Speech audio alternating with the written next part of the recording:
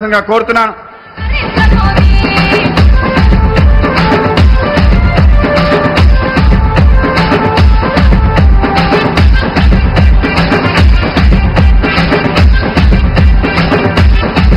ఇప్పుడు కాబోయే ముఖ్యమంత్రి చంద్రబాబు గారు ఒక్క నిమిషం మాట్లాడతారు. సమయం లేట్ అయింది. మళ్ళీ ప్రధానమంత్రి గారు హెలికాప్టర్లో వెళ్ళాలి, చీకటి పడుతుంది. అందువల్ల మనమందరం ఎదురు చూసి మన ప్రియత ప్రధాని నరేంద్ర మోడీ గారిని మాట్లాడవలసిందిగా కోరుతున్నాను.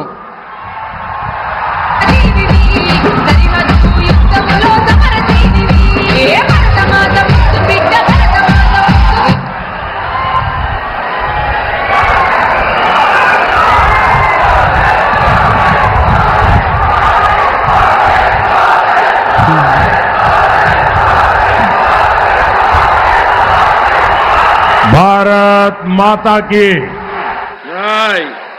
भारत माता की నా ఆంధ్ర కుటుంబ సభ్యులందరికీ नमस्कारम। मैं नुकालम्मा देवी को प्रणाम करता हूं। कल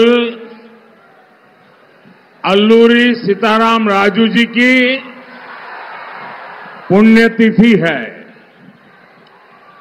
2 वर्ष पहले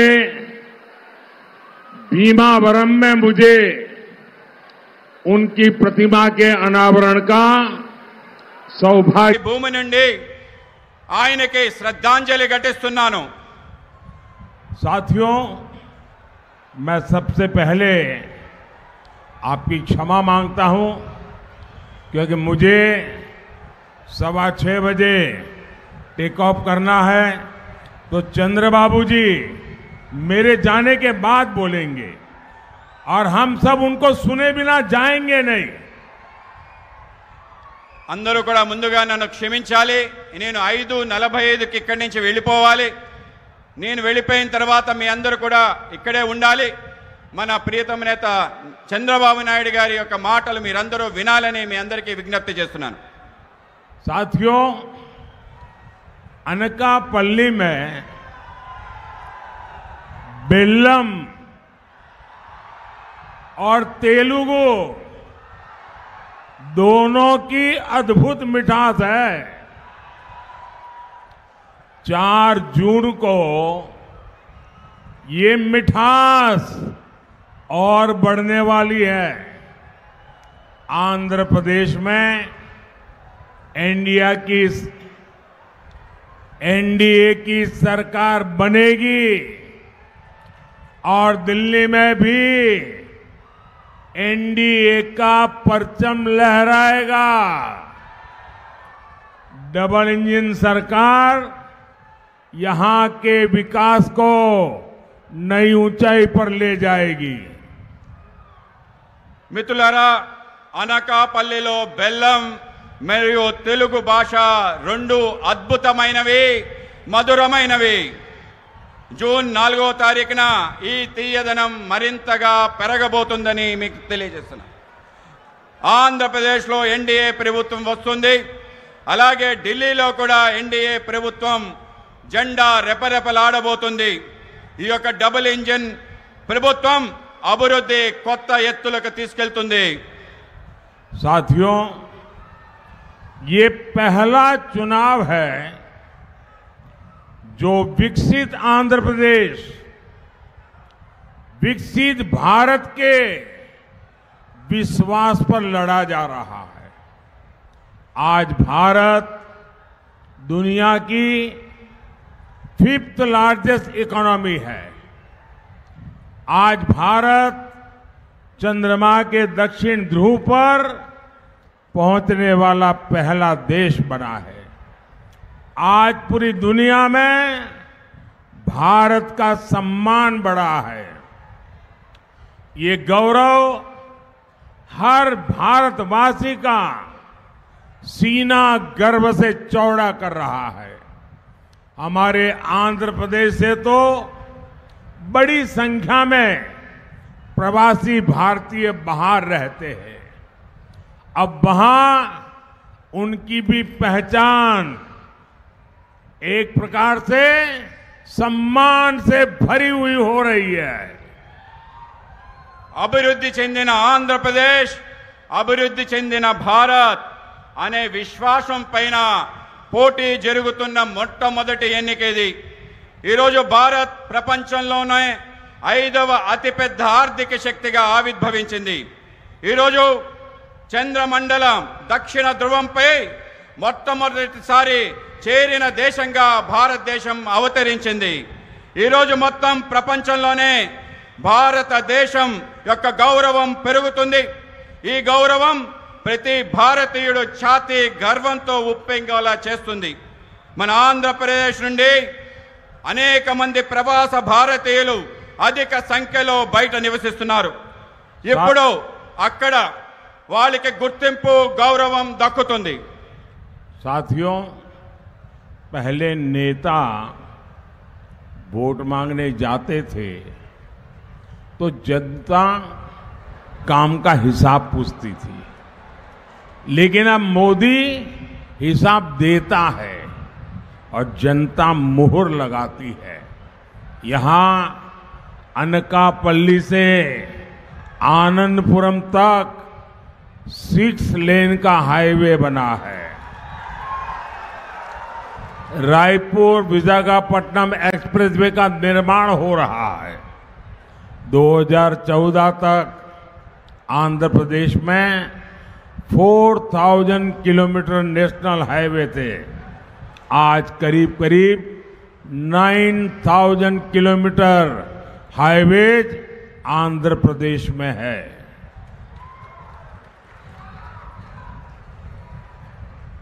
మిత్రులారా, ఇంతకు ముందు నాయకులు ఓట్లు అడిగితే ప్రజలు వాళ్ళని చేసిన పనుల యొక్క చిట్టా అడిగేవారు. కానీ ఇప్పుడు మోడీ తన పనుల చిట్టాని ప్రజలకు ఇస్తున్నారు. ప్రజలందరూ కూడా దాన్ని ఆమోదిస్తున్నారు.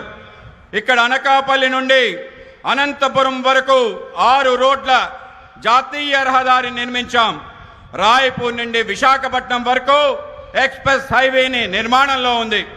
అలాగే కలకత్తా నుంచి చెన్నై ఎక్స్ప్రెస్ హైవే ఈ యొక్క ప్రాంతం నుంచి వెళ్తుంది.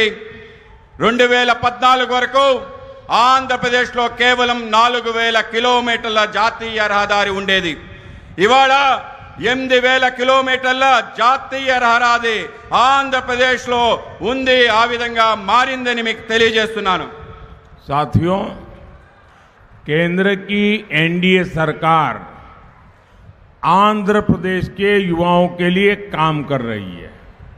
यहां IIITDM Kurnool, IIT Tirupati, Eicher Tirupati जैसे संस्थान बन गए हैं। विशाखापट्टनम में IIM की स्थापना हुई है। यहां युवाओं के लिए पेट्रोलियम यूनिवर्सिटी खोली गई है। पुदीमड़ाका में ग्रीन एनर्जी पार्क को भी मंजूरी दी गई है। नक्कापल्ली में बल्क ड्रग पार्क शुरू करने के लिए 1000 करोड़ की मदद दी गई है। इससे यहां निवेश बढ़ेगा और फार्मा सेक्टर में रोजगार पैदा होगा। మిత్రులారా, కేంద్రంలో ఉన్న ఎన్డీఏ ప్రభుత్వం ఆంధ్రప్రదేశ్ యువత కోసం పనిచేస్తుంది. ఇక్కడ IIIT Kurnool, IIT, IISR Tirupati అటువంటి సంస్థలు స్థాపించడం జరిగింది. విశాఖపట్నంలో IIM స్థాపించబడింది. ఇక్కడ యువకుల కోసం పెట్రోలియం విశ్వవిద్యాలయం ప్రారంభించబడింది. పూడిమడకలో గ్రీన్ ఎనర్జీ పార్క్ ఆమోదించబడింది.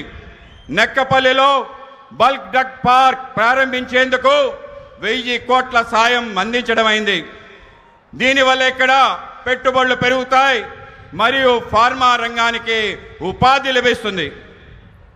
साथियों, अगर केंद्र सरकार आंध्र प्रदेश में इतना काम कर सकती है तो वाईएसआर कांग्रेस, उनकी सरकार क्यों नहीं कर सकती? बीजेपी का मंत्र है development, development, development. YSR Congress का मंत्र है करप्शन, करप्शन, करप्शन। ये विकास के हर कार्य में ब्रेक लगा रहे हैं। हमने विशाखापट्टनम को अलग रेलवे जोन बनाने की मंजूरी दी, लेकिन राज्य सरकार रेलवे मुख्यालय के लिए जमीन नहीं दे रही है। మిత్రులారా, ఆంధ్రప్రదేశ్లో కేంద్ర ప్రభుత్వం అనేక పనులు చేస్తుంది. కానీ వైఎస్ఆర్ కాంగ్రెస్ ప్రభుత్వం ఎందుకు చేయలేకపోతుంది? బీజేపీ మంత్రం అభివృద్ధి, అభివృద్ధి, అభివృద్ధి. వైఎస్ఆర్ కాంగ్రెస్ మంత్రం అవినీతి, అవినీతి, అవినీతి. ఇక్కడ వీళ్ళు అభివృద్ధి పనులకి అనేక రకాల ఆటంకాలు కల్పిస్తున్నారు. మేము విశాఖపట్నం కోసం ప్రత్యేక రైల్వే జోన్ ఆమోదించడం జరిగింది. కానీ రాష్ట్ర ప్రభుత్వం రైల్వే ముఖ్య కార్యాలయం కోసం భూమి ఇవ్వటం లేదు. साथियों, हमने आंध्र प्रदेश के गरीबों के लिए 24 लाख पीएम आवास स्वीकृत किए हैं, लेकिन वाईएसआर कांग्रेस ये सरकार इसके आधे घर भी गरीबों के लिए नहीं बना पाई। मोदी गरीब की पीड़ा दूर कर रहा है, इन्हें उसमें भी पीड़ा है। इनका एक ही एजेंडा है, जहां करप्शन नहीं वहां काम नहीं। ఆంధ్రప్రదేశ్లో పేదల కొరకు 21 లక్షలు ప్రధానమంత్రి ఆవాస గృహాలు మంజూరు చేశాం. కానీ వైఎస్ఆర్ కాంగ్రెస్ ప్రభుత్వం దాంట్లో సగం కూడా పేదలకి ఇల్లు ఇవ్వలేదని మీకు తెలియజేస్తున్నాను. మోడీ పేదల బాధలు తీరుస్తున్నాడు, కానీ వాళ్లకు బాధలు తొలగిస్తున్న బాధ కలుగుతుంది. వాళ్ళది ఒకటే ఎజెండా. ఇక్కడ అవినీతి ఎక్కడ ఉంటుందో అక్కడ పని ఉండదు. साथियों, उत्तर आंध्रा सुजला सरवंती इरिगेशन प्रोजेक्ट यहां की राज्य के वर्क कल्चर का बहुत बड़ा उदाहरण है। ये प्रोजेक्ट जगन रेड्डी के पिता वाईएसआर ने शुरू किया था।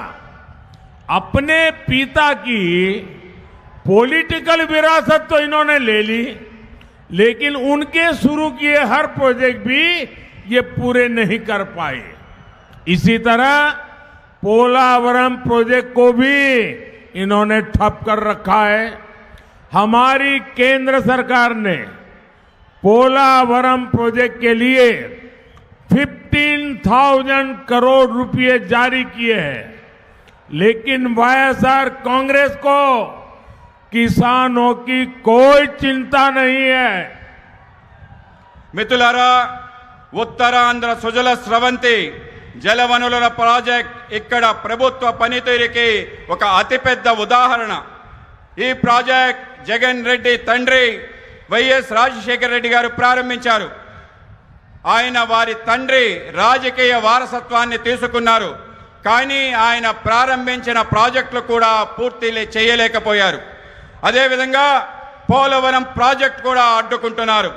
మా కేంద్ర ప్రభుత్వం పోలవరం ప్రాజెక్ట్ కోసం 15,000 కోట్ల రూపాయలు మంజూరు చేయడం జరిగింది. కానీ వైఎస్ఆర్ ప్రభుత్వానికి రైతుల గురించి పట్టింపే లేదు.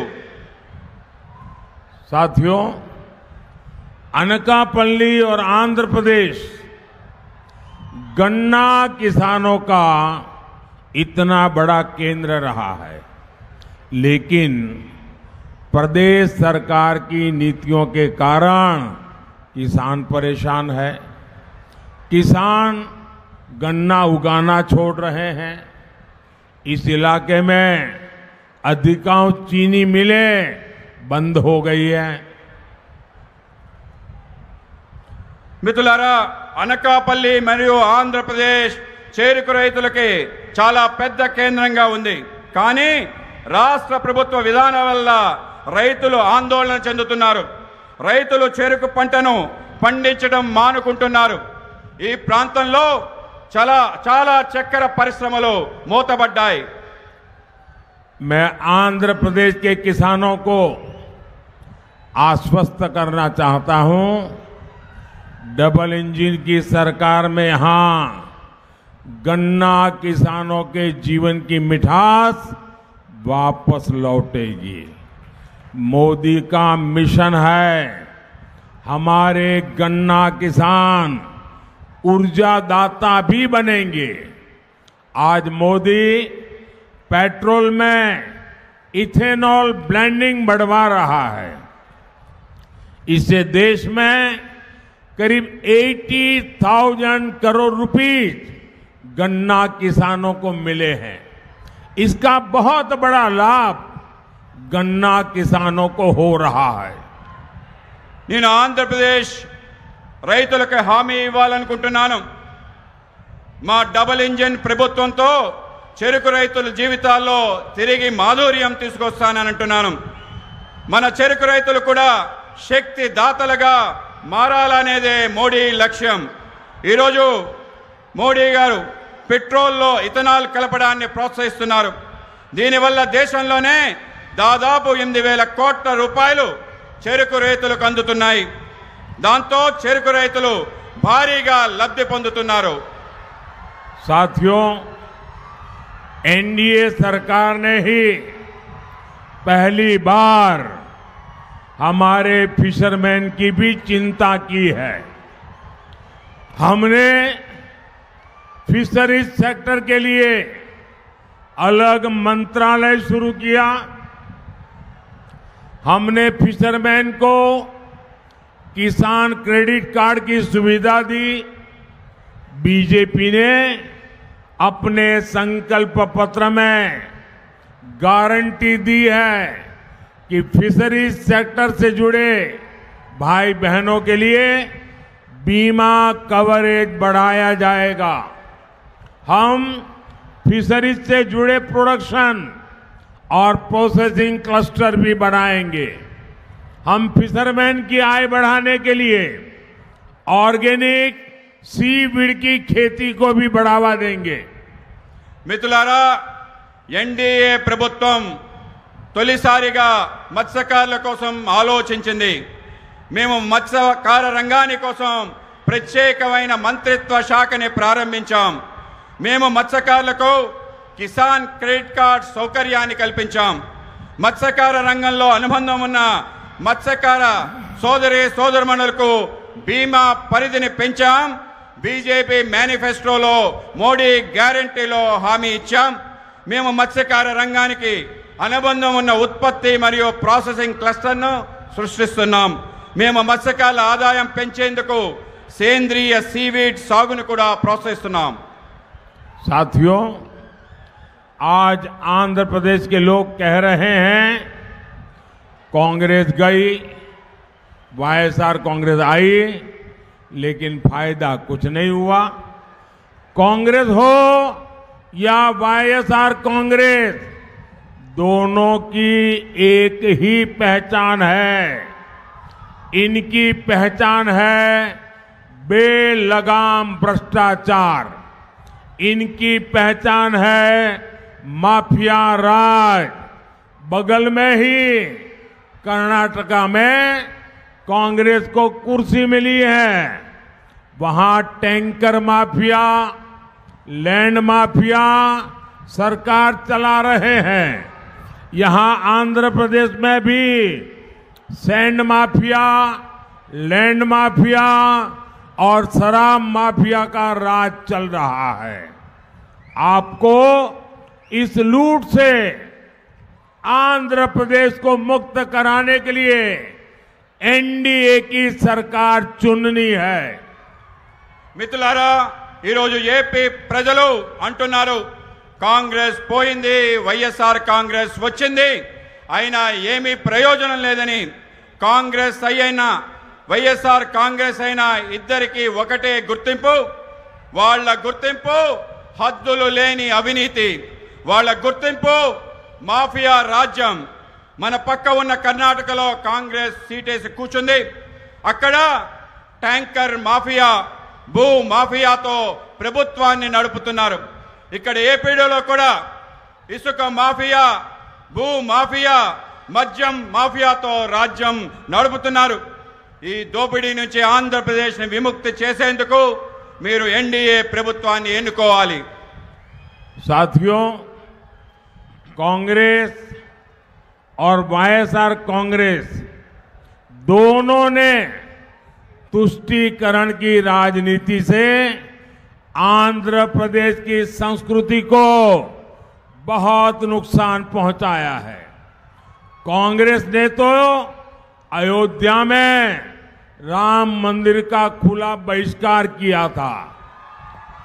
आज आंध्र प्रदेश में मंदिरों को नुकसान पहुंचाया जा रहा है। मैं आपको विश्वास दिलाता हूं, एनडीए सरकार आएगी और आंध्र प्रदेश की संस्कृति पर हो रहे हमलों पर भी लगाम लगाएगी। మిత్రులారా, కాంగ్రెస్ మరియు వైఎస్ఆర్ కాంగ్రెస్ రెండు కూడా సంతుష్టీకరణ రాజకీయాల కారణంగా ఆంధ్రప్రదేశ్ సంస్కృతిపై పెద్ద ఎత్తున నష్టం చేకూరుతుంది. కాంగ్రెస్ అయోధ్యలో రామమందిర ఆహ్వానాన్ని బహిరంగంగా తిరస్కరించింది. ఆంధ్రప్రదేశ్లో దేవాలయాలపై దాడులు జరుగుతున్నాయి.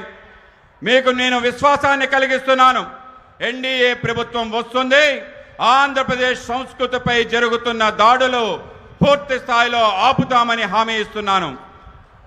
साथियों, 13 मई को आपका वोट देश और आंध्र प्रदेश का भविष्य तय करेगा। अनकापल्ली से NDA candidate Shri CM Ramesh, Visakhapatnam से श्री मुथुकुमिल्ली भारत जी, अरकू से श्रीमती कोथापल्ली गीता जी और विजयनगरम से श्री कली शेट्टी अप्पल नायडू जी, उनको भारी वोटों से जीता करके दिल्ली भेजिए। इनका जीतना मोदी को मजबूत करेगा और आप जब इनको वोट देंगे, वो वोट सीधा सीधा मोदी के खाते में जाएगा।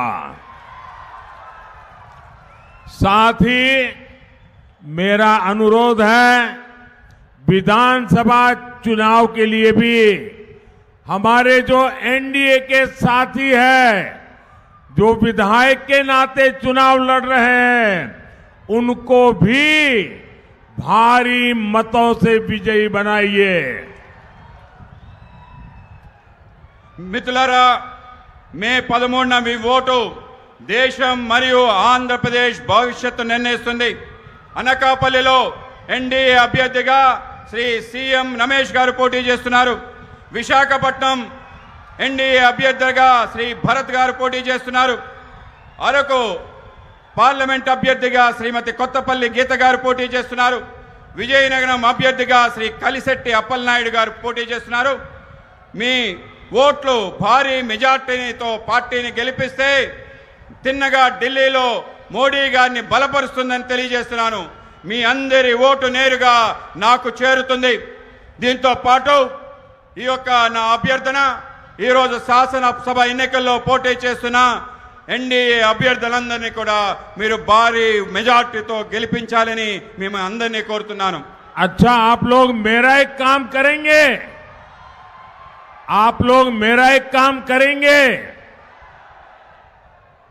మీరందరూ కూడా నాకు ఒక పని చేస్తారా? మీరందరూ నాకు ఒక పని చేస్తారా? अगर मेरा एक काम करने वाले हैं तो दो हाथ ऊपर करके बताइए, करेंगे? అందరూ కూడా చేతులెత్తి చెప్పండి, చేస్తాను చేస్తానని చెప్పండి.